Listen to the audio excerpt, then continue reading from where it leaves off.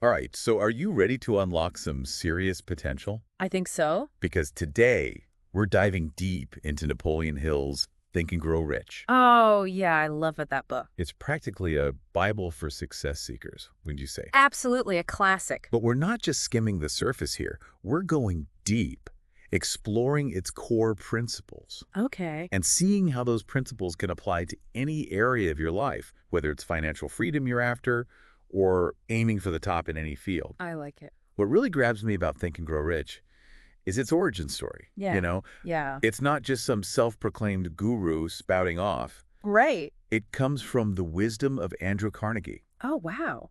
this titan of industry who believed his secret to success was so powerful hmm that it should be like common knowledge. Interesting. So wait, there's a secret to Carnegie's massive fortune? That's what he claimed. That's a pretty bold statement. It is, but Carnegie was so convinced, he tasked Napoleon Hill with interviewing hundreds of successful people. Hunters. Yeah, to figure out what they all had in common. And get this. All right. One of the principles Hill uncovered actually helped Carnegie's associate, Charles M. Schwab. Okay. He ended up leading U.S. Steel. Oh, right. Yeah. And that principle helped birth that giant corporation. Really? It generated over $600 million for those involved just from applying that one principle. Whoa. Okay, now I'm really intrigued. It's a good one. So spill the beans. What's this secret that can launch empires? Well, the cool thing is, Carnegie wasn't hoarding this knowledge. Okay. He truly believed it could empower anyone Wow. to reach their full potential. And that's what Think and Grow Rich is all about, laying out 13 specific steps to do just that. 13 steps. That sounds pretty comprehensive. It is, and they can be applied to any area where you're striving for excellence. Okay, well, let's unpack some of these steps. Sure. Especially the ones that will, resonate with someone who's eager to learn Yeah. and apply these ideas. Right. Where do we even begin? Well, Hill kicks things off by emphasizing the importance of having a burning desire. Okay. And he doesn't mean just a casual, I kind of want this kind of wish. Right. It's got to be deep-rooted, almost an obsession, Yeah. He actually uses this great story of Edwin Barnes. Oh, yeah, I think I remember that. This guy desperately wanted to work with Thomas Edison, so desperately that he rode a freight train just to meet him. Wow, talk about going the extra mile. Right. But I'm guessing it wasn't just about showing up at Edison's doorstep. No, not at all. Barnes was strategic about it. Okay. He didn't just want a job, he wanted to be Edison's business associate. Interesting. And having that unwavering clarity, that specific vision is what set him apart, Yeah, I see that. It's a powerful lesson for all of us. Absolutely. When you approach your goals with that laser focus, you're signaling to the universe and to yourself that you're serious. So you're saying it's not enough to just passively wish for something. You've got to be crystal clear about what you want and really own that intention. Exactly. That makes a lot of sense. But how do you maintain that level of belief, That's where faith comes in. Okay. And Hill's not talking about blind faith or religion. Right. He means believing in yourself and your vision so strongly that it basically becomes your reality. Okay. Like he uses that story of the little girl who kept asking her uncle for 50 cents. Oh, yeah, I remember that story. She just knew she'd get it eventually. Yeah, and she did. And her persistence, that unwavering belief, really paid off. It did. Hill suggests that somehow her unwavering belief disarmed her uncle and compelled him to give her what she wanted. Interesting. And he argues that we can all harness that same unwavering belief to achieve our own goals. That's powerful. It's about cultivating unshakable confidence in your ability to succeed. Okay, so we've got the burning desire, the unshakable faith. Right. What's the next ingredient in this success recipe? This is where things get practical. Hill emphasizes the importance of specialized knowledge. So you're saying I need to be an expert in my field. Well, he's not saying you need to be a walking encyclopedia, but a solid understanding is key. Okay, so where do I get that knowledge? Well, for the gaps in your knowledge, that's where the power of the mastermind comes into play. The mastermind. Yeah, have you heard of that? I've heard the term thrown around, yeah. That's a good one. But I'll admit, it sounds a bit like a super secret society. I can see that. What exactly is it, and how can it help someone achieve their goals? Think of it like a dream team, your own hand-picked team of like-minded individuals, Okay, each bringing their unique skills and perspectives to the table. I like it. They come together to support, inspire, and challenge each other, all working towards a common goal. That makes sense. So a historical example would be like the Founding Fathers collaborating on the Declaration of Independence. Exactly. They essentially created their own mastermind, pooling their knowledge to achieve something truly groundbreaking. Yeah, that's a good example. But in a practical sense, how could someone build their own mastermind? It's all about picking the right people for your team, Okay, carefully selecting individuals who can contribute to your specific goals. I see. These could be mentors, colleagues, friends. Even family members? Yeah, even family members, anyone who genuinely believes in your vision and can offer valuable insights. So guidance, support, accountability. All of that. It's like having your own personal board of advisors dedicated to your success. This is starting to feel like a real game changer. But I have a feeling there's more to Hill's formula for success. You're catching on quickly. Well, I try. Building on that foundation of burning desire, faith, specialized knowledge, and the mastermind, Mm-hmm. Hill introduces another crucial element: persistence. Persistence. He argues that sustained effort, that unwavering commitment, that's what separates dreamers from achievers. You know, I'm sensing a theme here. What's that? It seems like Hill is emphasizing that success isn't about overnight miracles or lucky breaks. It's about consistency, putting in the work, and refusing to give up on your vision. You got it. And Hill backs up this principle with some really compelling examples. Oh, yeah. Like what? Well, there's Thomas Edison and his 10,000 failures before perfecting the light bulb. Wow. Then you've got Henry Ford with his unwavering belief in the automobile, despite everyone doubting him. Right. And even novelist Fannie Hurst. Oh, I don't know her. She faced so many rejections, but just kept going, relentlessly pursuing her writing career. So they all faced incredible obstacles, but ultimately achieved remarkable things just through sheer grit and determination. Exactly. It's inspiring, isn't it? It is. It's really interesting how Hill reframes failure. You know, Yeah. it's not the end, it's just a detour. That's a good way to look at it. It's an opportunity to learn, adapt, and refine your approach. I like that. But what about those times when logic and planning just don't seem to cut it? I see what you mean. Is there a way to tap into something beyond the rational mind Well, that's where Hill introduces this concept of that some might find intriguing, maybe even a bit mystical? The sixth sense, the sixth sense. like the movie. Well, kind of. Okay. He describes it as a faculty of intuition and insight that goes beyond our 5 physical senses. So like a gut feeling. You could say that it's the bridge between our conscious mind and a realm of infinite intelligence. Infinite intelligence. Okay, now you've really piqued my See, curiosity. it's a fascinating concept. What exactly is this infinite intelligence, and how can someone tap into it? Think of it as a universal source of wisdom, a vast network of knowledge we can all access. And it's not about magic or supernatural powers, it's about cultivating a heightened state of awareness, Okay. being open to those insights that might seem to come out of nowhere, but are actually the result of deep inner work. So it's about going beyond logic and reason, tuning into that intuitive voice that often gets drowned out by everyday life. Exactly. And Hill suggests we can access the sixth sense through practices like deep meditation, creative visualization, and quiet contemplation. That makes sense. It's about cultivating stillness within, a space where those flashes of brilliance can emerge and guide our actions. This is starting to feel like a whole new level of self-discovery. It can be. But even with all this knowledge, all this power at our fingertips, Yeah. there's always that pesky obstacle that holds us back. Fear. How do we conquer those inner demons that whisper doubts and sabotage our best efforts? Hill dedicates a whole section to that, outwitting the 6 ghosts of fear. Okay. He actually identifies 6 specific fears that can really haunt our minds. Oh, well, what are they? Well, there's the fear of poverty, the fear of criticism, the fear of ill health, Okay. the fear of loss of love, fear of old age, and fear of death. So basically all the big ones. Pretty much, they're universal fears, and he doesn't shy away from addressing them head on. I bet most people listening right now can relate to at least a few of those. Probably. They can be crippling if we let them take control. What advice does Hill offer for facing them down and reclaiming our power? He offers a range of practical tactics, each tailored to a specific fear. That makes sense. For example, to combat the fear of criticism, he suggests focusing on your own goals and values rather than seeking the approval of others. It's about cultivating a strong sense of self-reliance. Right. trusting your own judgment, believing in your ability to navigate challenges without needing constant validation. Exactly.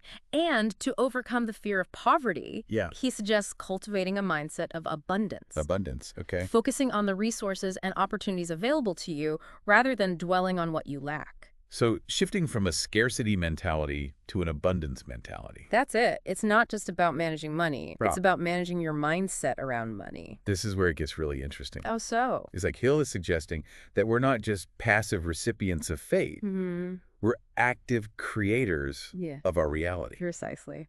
Welcome back. It's good to be back. Last time, we laid the groundwork. Yeah. We talked about those core principles from Think and Grow Rich.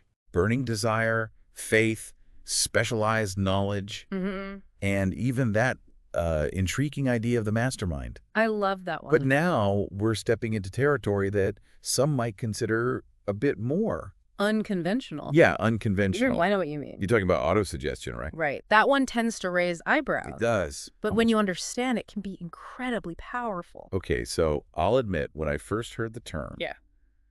I pictured some sort of hypnotic trance, Uh-huh. Yeah, I get that. Could you clear up the confusion for us? Sure. What exactly is autosuggestion? Well, Hill describes it as repeatedly impressing a thought or belief on your subconscious mind. Okay. It's about consciously shaping your inner world to align with your desired outcomes. Okay. It's not mind control or magic. It's more like Yeah, diligently planting seeds in the garden of your mind I like that. and nurturing them until they blossom into reality. So it's about taking control of that constant chatter in our heads, Mm-hmm. replacing limiting beliefs and negative self-talk Right.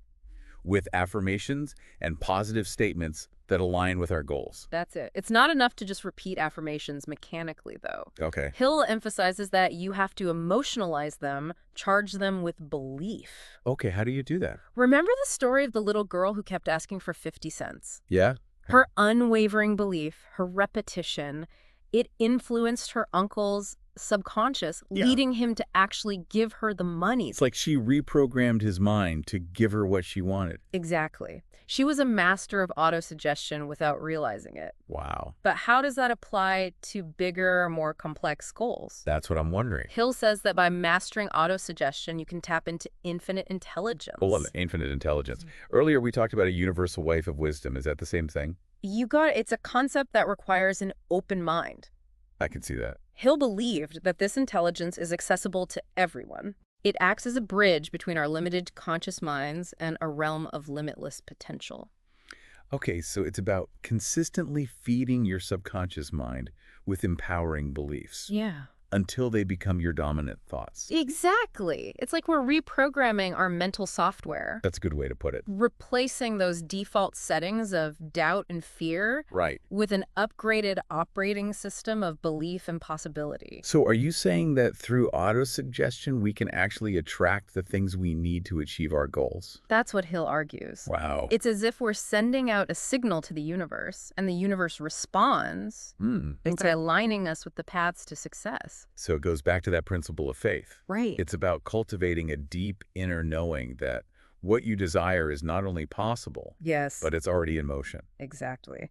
And Hill even provides a practical framework for applying autosuggestion. Really? It involves quiet contemplation, focused intention, and a sincere desire to connect with this higher intelligence. And he actually practices himself, right? He did. He talks about creating an imaginary council. An imaginary council. What is that? He'd have these nightly conversations with his imaginary council. So who is on this council?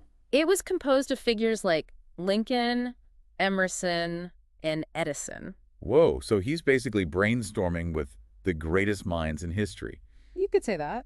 drawing on their wisdom and guidance to fuel his own success? Yeah, it might sound a bit unconventional, It does. but Hill truly believed in it. Yeah. He believed that by immersing himself in their wisdom, he was imprinting their brilliance onto his own subconscious. That aligns with practices like visualization. Exactly. Athletes use that all the time. Yeah, they'll visualize themselves winning a race. Right, and musicians will mentally rehearse a performance. It's all about priming your brain for real-world achievement. So Hill is basically applying that principle to all areas of life. Yes. Suggesting we can mentally rehearse success in anything. Business, relationships, health, anything. It all comes back to that idea that your thoughts have a tangible impact on your reality.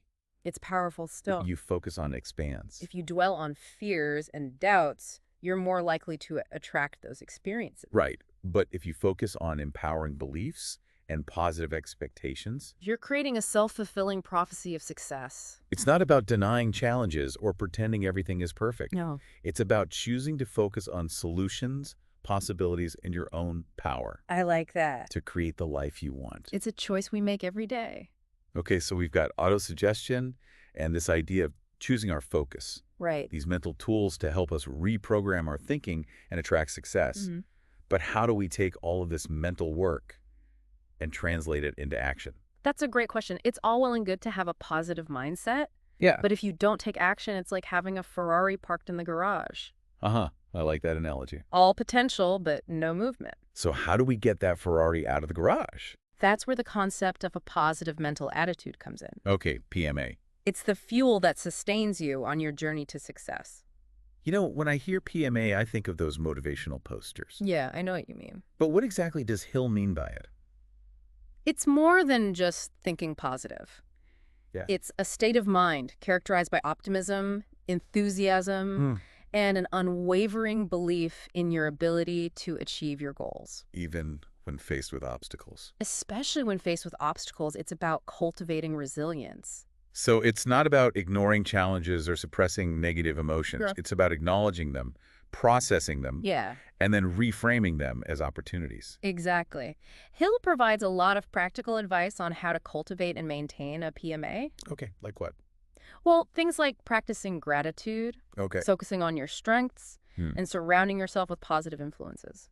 So it's like PMA is the foundation for all the other principles. I think- You need that strong, positive mindset to fuel your desire, strengthen your faith, Right. and to persist when things get tough. Exactly. PMA is the engine that drives you forward. That makes sense. It's the inner compass that guides you through challenges and keeps you on track toward your goals. Okay, so we've got this powerful combination, Yeah. autosuggestion and PMA, Right. these mental tools to help us reprogram our thinking and ultimately attract success. I like how you put that. But how do we take all of this mental work Yeah. and make it real?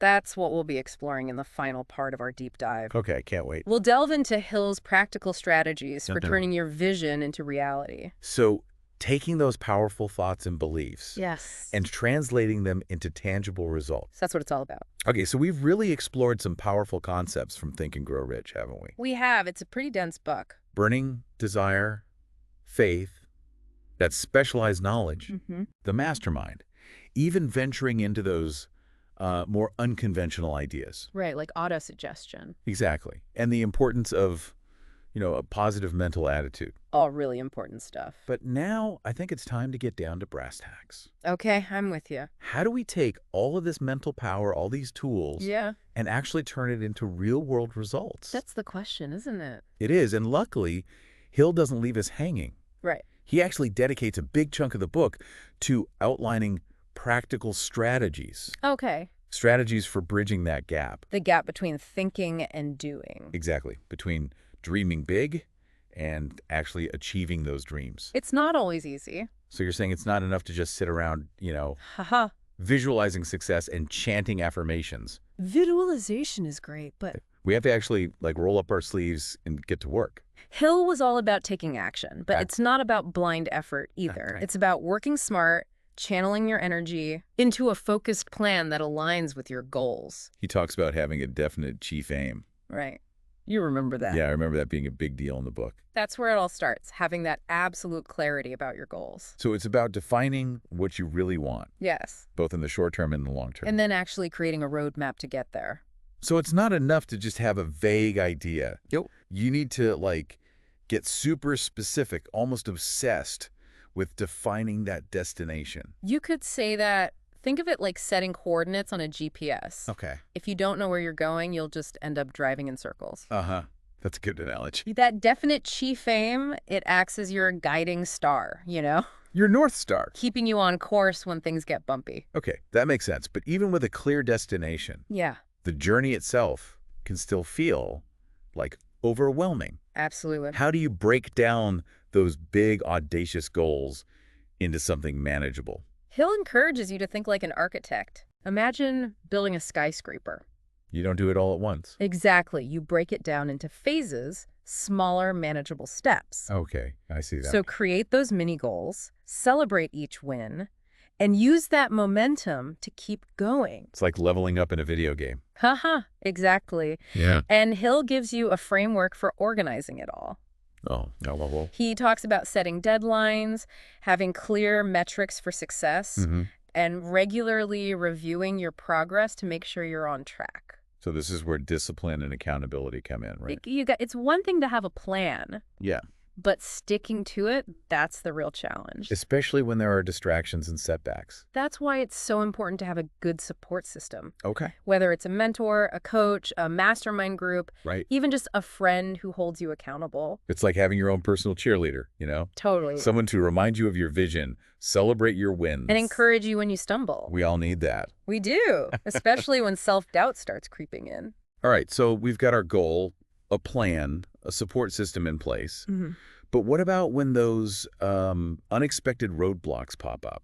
Inevitable, right? They happen to everyone, those obstacles that threaten to derail everything. This is where persistence and resilience really come into play. Okay. Hill reminds us that the path to success, it's rarely a straight line. There will be detours, setbacks, moments when you question everything. Oh, yeah. I've been But those tough times, that's when your true character shines through. So you've got to have the grit to pick yourself up and keep moving forward. Even when it feels like the world is against you. Exactly. He gives some great examples like Henry Ford. Oh, yeah. He faced a lot of challenges. He did countless setbacks and financial struggles. But he revolutionized transportation. He never lost sight of his vision, and his persistence changed the world.